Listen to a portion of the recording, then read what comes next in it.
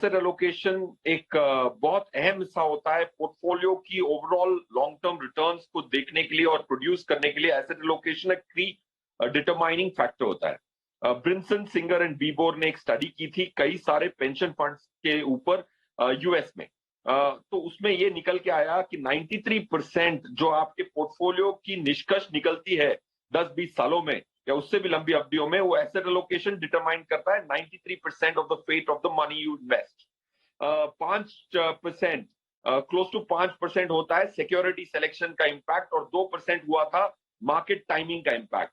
तो अगर इसको हम अगर जहन में बिठाएं तो इससे ये साबित होता है कि 93% जो हमारी लाइफ की इन्वेस्टमेंट जो जमा पूंजी है उसकी निर्भरता एसेट एलोकेशन पे होगी। तो इसको समझना, इसको इंटरलाइज करना, इसको अडॉप्ट करके पालन करना इंपॉर्टेंट है।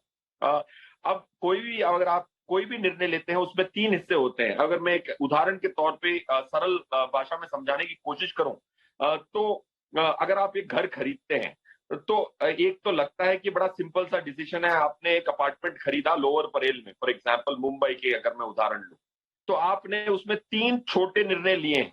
वो 3 छोटे निर्णय क्या हैं? आपने पहला निर्णय तो ये लिया कि आपको रियल एस्टेट खरीदना है, तो आपने एसेट एलोकेशन की।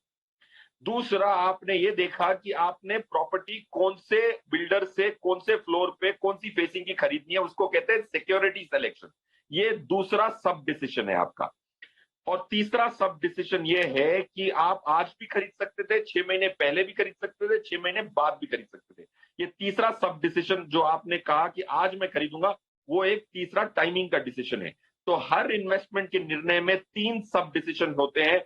जो पहला निर्णय था कि रियल एस्टेट खरीदेंगे, वो सबसे अहम डिसीजन माना जाता है और उसकी चॉइस को एसेट एलोकेशन कहते हैं। कितना पैसा आपका कौन सी एसेट में जाना है, इस निर्णय को एसेट एलोकेशन कहते हैं।